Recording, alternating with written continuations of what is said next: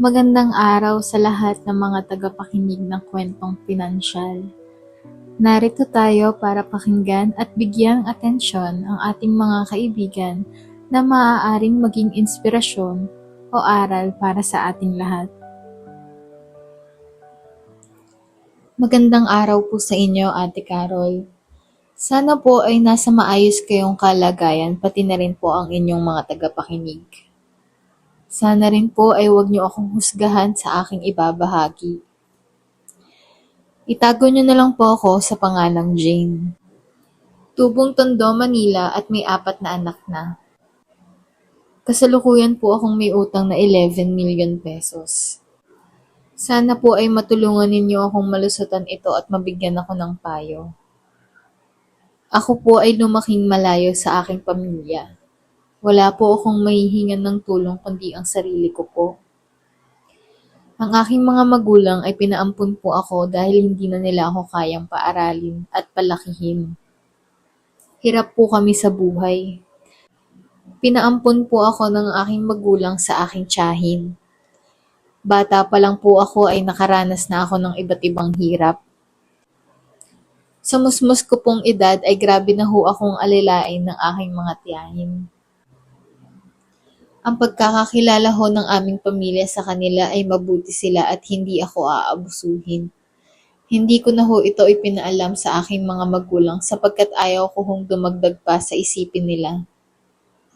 Tinanggap ko na lang po iyon dahil sila po ang nagpapakain at nagpapaaral sa akin. Tinatak ko po sa isip ko na panandali ang hirap lamang ito. Pag-iigihin ko ang aking pag-aaral at pag nakatapos ako ay gagawin ko ang lahat para makaahon sa buhay. Nung ako po ay nagdalaga at nakatapos na ng pag-aaral, sinubukan ko pong mag-apply sa Japan at natanggap naman po ako. Inisip kong ito na ang umpisa ng pag-ahon ko sa kahirapan. Pero sa kasamaang palad, hindi po ako sinuwerte sa Japan. Maraming pagsubok po ang dumating sa buhay ko at nagdesisyon na lamang akong umuwi ng Pinas. Dito ko na po nakilala ang aking asawa. Nagkaroon po kami ng 4 na anak.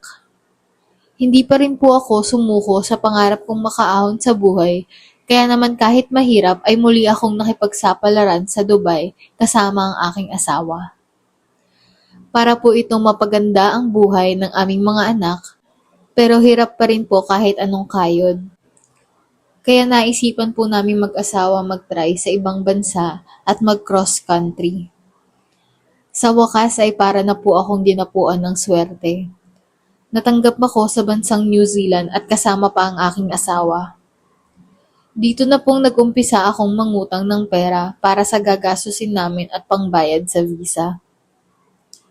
Ang naiutang namin na 600k ay agad naman naming nabayaran.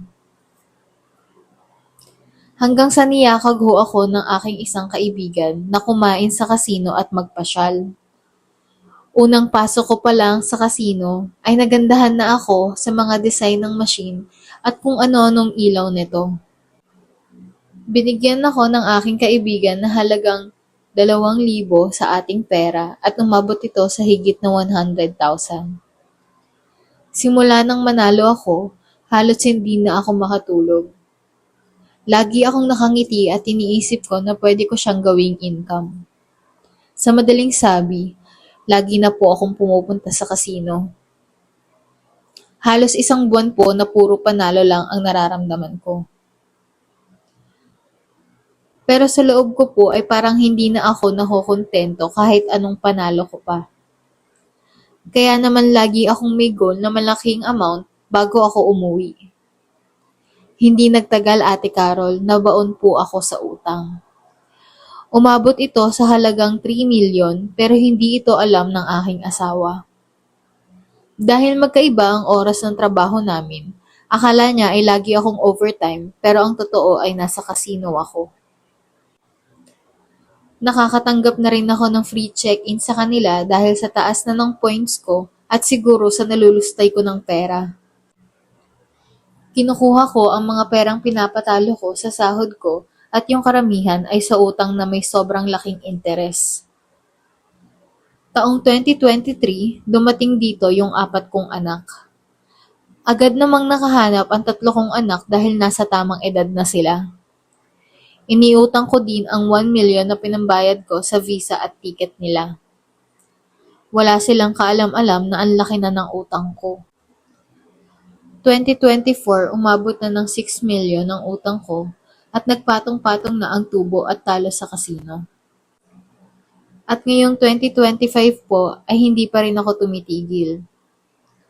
Pag-uwi ng bahay, masaya lang lagi, nagpapanggap na masaya. Pero hindi na ako makatulog sa gabi sa kaiisip kung paanong gagawin ko. Nasa akin lahat ng pera ng 3 kong anak. Pero hindi nila alam na ito yung pinapaikot ko pambayad ng mga utang. At natuto na rin akong maglaro ng online casino sa cellphone na lalong nagpapalubog sa akin.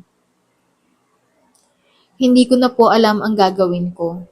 Sana po ay matulungan niyo ako. May nagpunta na rin po dito sa bahay namin na galit at naniningil. Nalaman na rin po ng aking 4 na anak at maging ng aking asawa. Pero ang alam lang po nila ay 3 milyon lang ang utang ko. Hindi nila alam na nasa halagang 11 milyon na ito at tuluyang pang lumalaki. Sobrang daming tao at kumpanya na ang naniningil sa akin. Yung iba ay mga tumatawag na. Naisip ko na rin pong tapusin ang buhay ko pero hindi ko po kayang iwan ang mga anak ko. Sinabihan na rin ako na may kaso nang nakahanda sa akin. Naging mali rin ang desisyon ko dahil gumamit ako ng mga pangalan ng ibang tao sa pangungutang ko nang hindi nila alam. Sana po ay mapayuhan niyo ako at matulungan. Huwag niyo po akong husgahan dahil nagkamali ako. Tao lang po ako. Salamat po sa inyong pakikinig at maging leksyon po sana ito sa ating lahat. Alam mo, Jane, naging mali talaga ang desisyon mo. Unang-una sa lahat, hindi ka aangat sa pagsusugal. Kaya kung yun ang naiisip mong paraan para lampasan ang problema mo, nagkakamali ka. Lolobo lang ng lolobo ang interes at talo mo kung papatuloy mo ang pagsusugal mo. Pangalawa, ang aking advice sa'yo, maghanap ka ng ibang mo pang pwedeng pagkakitaan.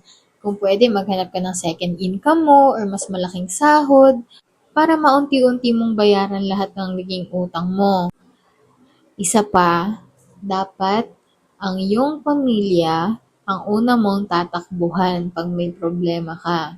Sabihin mo sa kanila kung anong pinagdadaanan mo dahil at the end of the day, sila lang din ang tutulong sa'yo. Malay mo naman, maintindihan ka nila. Oo, magagalit sila dahil nagkamali ka. Pero para maging leksyon ito at matuto ka, kailangan mong maging honest sa kanila. Huwag na huwag ka rin gagamit ng pangalan ng ibang tao. Mahirap yan, malaking gulo yan, pwedeng-pwede ka talagang kasuhan dyan. Malaking problema yan. Kaya simulan mo nang baguhin ang mga nakasanayan mo. Baguhin mo yung mga, yan, pagsusugal, pagkagamit ng pangalan ng ibang tao, paglilihim sa pamilya, tigilan mo na yan. Isa ko pang madalas na nakikitang ginagawa ng ibang tao para makaahon sa utang ay yung snowball effect or yung snowball method kung tawagin. Ang ginagawa nila, nililista nila lahat ng utang nila, yung pinakamaliit, pinakamalaki, regardless muna sa interest. Tapusin mo munang bayaran yung pinakamaliit para mawala na to sa listahan mo. Pag nawala na to sa listahan mo, yung perang dapat ilalaan mo doon, mapupunta na siya doon sa pinakamaliit na sumunod doon sa listahan mo. Ulit-ulitin mo lang siya hanggang sa matapos na lahat ng utang mo. Pero, nasa sayo pa rin yan. Kung may iba kang paraan para mabayaran lahat, gawin mo. Malay mo, tulungan ka ng mga anak mo. Humingi ka muna ng tulong sa asawa mo, di ba?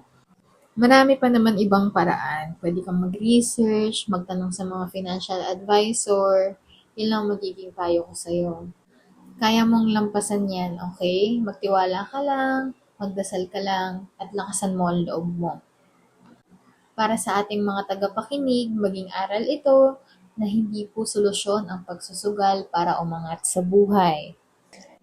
Kung meron kayong mga kwentong gustong ibahagi sa ating tagapakinig, isend nyo lamang po ito sa financial.stories05@gmail.com.